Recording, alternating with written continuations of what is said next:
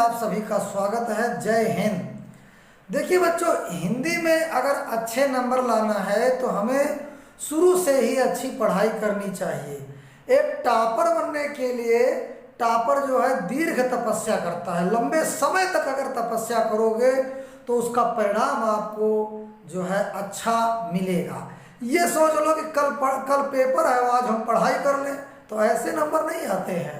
आपको जो है शुरू से अच्छे नंबर लाने के लिए रातों दिन अभ्यास करना चाहिए। आइए आज जो है आपको पेपर के कुछ एमसीक्यू, कुछ ऑब्जेक्टिव प्रश्नों की जानकारी हम आपको देते हैं। बहुत ही इंपॉर्टेंट क्वेश्चन डाल रहे हैं हम। राजनीतिक संस्मरणों के लिए प्रसिद्ध है। राजनीतिक संस्मरणों के लिए प्रसिद्ध है। ऑप्शन देखिए, नंबर जो है बनारसी दास चतुर्वेदी, कन्हैया लाल मिश्र प्रभाकर, विद्यानिवास मिश्र, महादेवी वर्मा।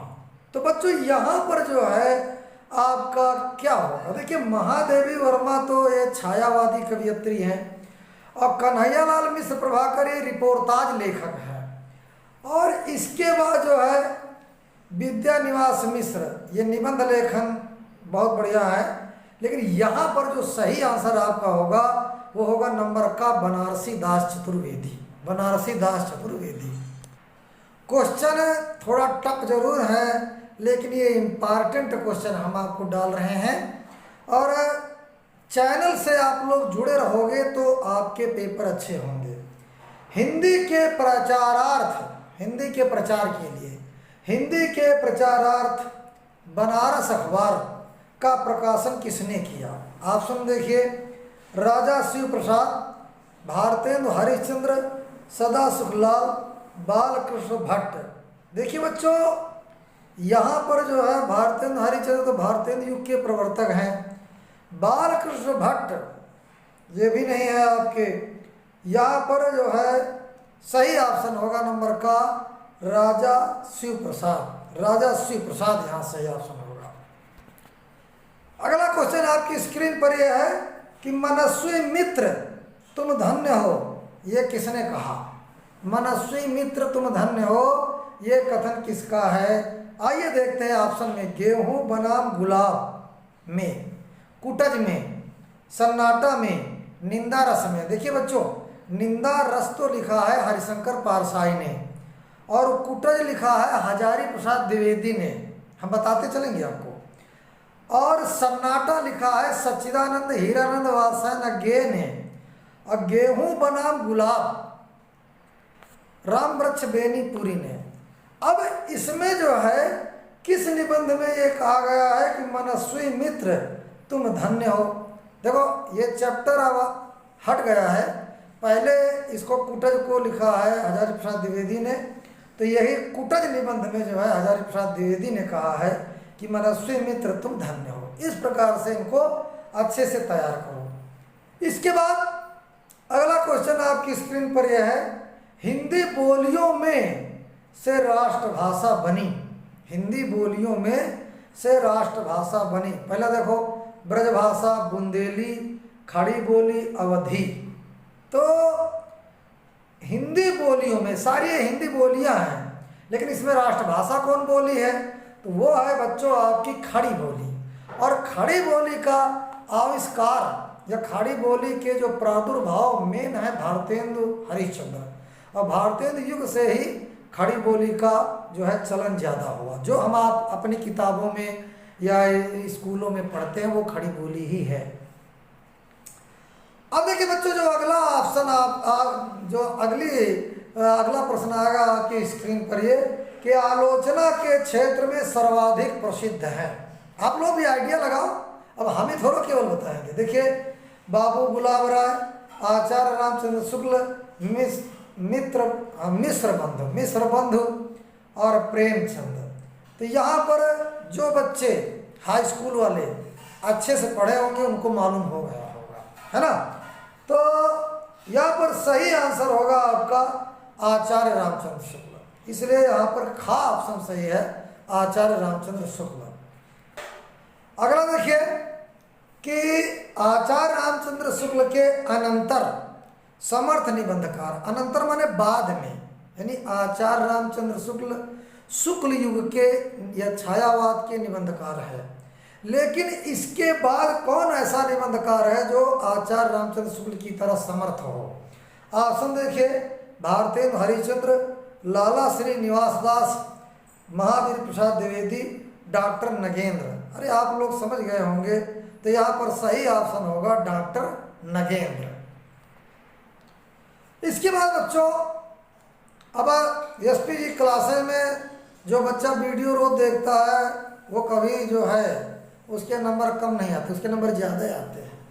इसलिए एसपीजी क्लासेस खूब देखा करो और वीडियो को बार बार रिवर्स करके देखा करो, जिससे आपको लर्न करने की जरूरत ना पड़े, है ना।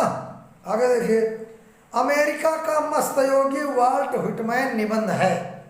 अमेरिका का मस्तयोगी वाल्ट व्हिटमैन निबंध है। अब देखो कौन सा है ना, तो पहला किसका ये निबंध है? ऑप्शन देखिए, हरिशंकर पारसाई का, राय कृष्णदास का, सरदार पूर्ण सिंह का, प्रोजी सुंदर रेड्डी का। अब जिस बच्चे ने कक्षा 11 यूपी बोर्ड राजीव प्रकाशन हिंदी में, है ना, कोई भी प्रकाशन हो, राजीव प्रकाशन ज़्यादा अच्छी किताब आती है, और जिस बच्चे ने अच्छे से निबंधों का अध्ययन किया होगा वो ये जान गया होगा कि अमेरिका का मस्तयोगी वाल्ट व्हिटमैन निबंध किसका है।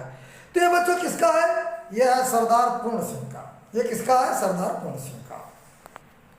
अगला क्वेश्चन आपकी स्क्रीन पर यह आया कि वर्ण रत्नाकर के रचयिता हैं। वर्ण रत्नाकर के रचयिता हैं।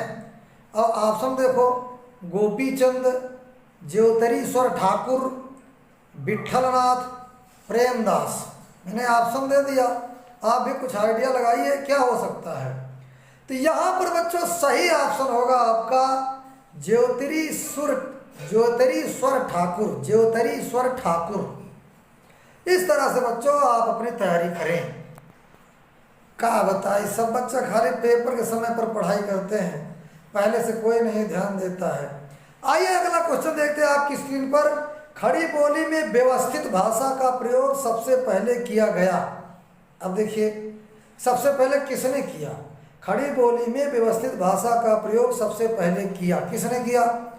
ऑप्शन देखो, राम प्रसाद निरंजनी ने, किशोरीलाल गोस्वामी ने, बालकृष्ण भट्ट ने, स्वामी दयानंद ने। अरे वाह! तो यहाँ पर बच्चों सही ऑप्शन होगा यहाँ पर नंबर का, राम प्रसाद निरंजनी ने। इसके बाद बच्चों अगला क्वेश्चन आपकी स्क्रीन पर यह है, माटी की मूर्तें किस विधा की रचना है? अब यहाँ पर विधा पूछा गया है ना, तो विधा में देखो ऑप्शन में संस्मरण, रेखाचित्र, जीवनी, रिपोर्ताज। तो यहाँ पर बच्चों माटी की मूर्तें ये एक जो है रेखाचित्र विधा है। और लिखा किसने, ये आप लोग कमेंट में जो है हमको बताना कि माटी की मूर्तें, हमने बता दिया रेखा चित्र विधा, लेकिन इसको लिखा किसने ये कमेंट में आप करके बताना। अगला क्वेश्चन आपकी स्क्रीन पर है। अगला क्वेश्चन देखिए, साहित्यकार की आस्था रचना के लेखक हैं। ऑप्शन देखो, जयशंकर प्रसाद, इसके बाद महादेवी वर्मा, रामवृक्ष बेनीपुरी, अज्ञेय। तो बच्चों यहाँ पर जो सही ऑप्शन है आपका साहित्यकार की आस्था। अगर आपने हाई स्कूल में 9th में भी अगर महादेवी वर्मा जीवनी पढ़ा होगा तो उसमें आपको मिल जाएगा। तो यहाँ पर सही ऑप्शन होगा आपका महादेवी वर्मा। इसके बाद एक अगला क्वेश्चन और रख रहे हैं आपकी स्क्रीन पर, जो कि बहुत इंपॉर्टेंट है, कई बार पेपर में पूछा गया। हिंदी गद्य का जनक कहा जाता है। ऑप्शन